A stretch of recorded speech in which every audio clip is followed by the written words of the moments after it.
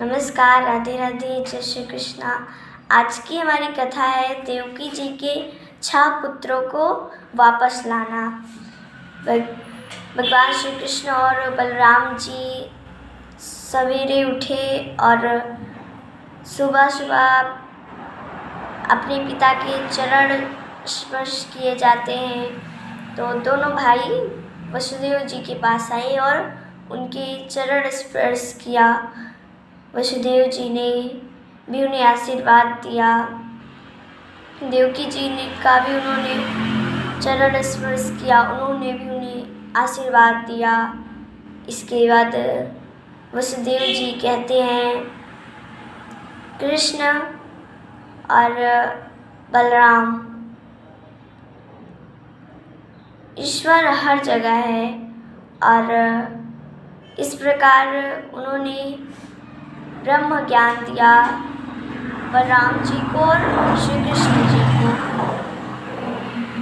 इसके बाद देवकी जी ने जब उन्होंने देवकी जी का चरण स्पर्श किया तो देवकी जी अपने जो मरे हुए पुत्र थे उनको स्मरण कर रोने लगी। तब भगवान श्री कृष्ण ने कहा कि माता, क्या हुआ, आप अचानक रोने क्यों लगी? तो देवकी जी ने कहा कि पुत्र, हमने सुना है कि तुमने अपने आचार्य के पुत्र को वापस ला दिया जो मर गया था, तो अपने भाइयों को भी वापस ले आ दो।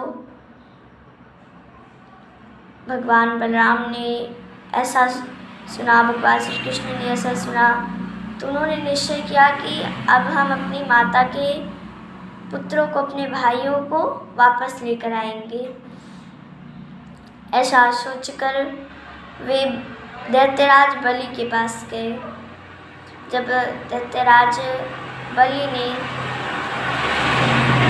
भगवान श्री कृष्ण को और बलराम जी को देखा तो वे उनकी स्तुति करने लगे।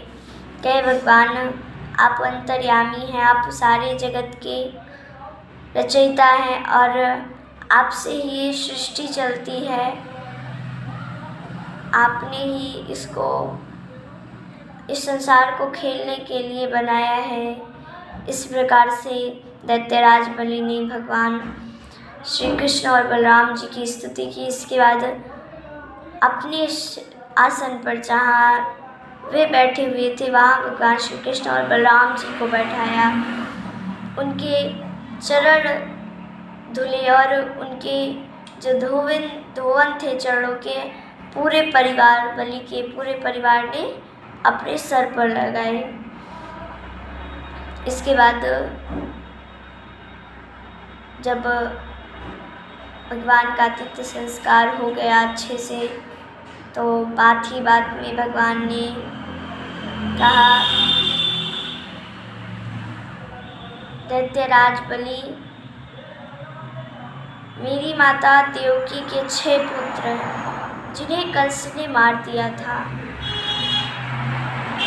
तुम उन्हें वापस लौटा दो।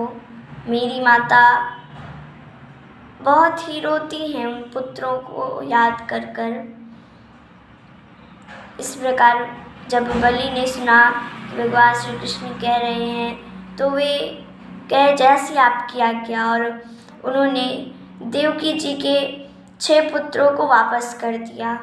इसके बाद भगवान श्री कृष्ण और बलराम जी अपने भाइयों को लेकर माता देवकी के पास आए। जब देवकी जी ने अपने पुत्रों को देखा तो वे बहुत ही प्रसन्न हुई। वे अपने पुत्रों को दुलारने लगी और जैसे एक माता अपने पुत्र को प्रेम करती है, उस प्रकार देवकी जी ने अपने पुत्रों से प्रेम किया। आज की कथा में समाप्त करते हैं। धन्यवाद। राधे राधे, जय श्री कृष्ण।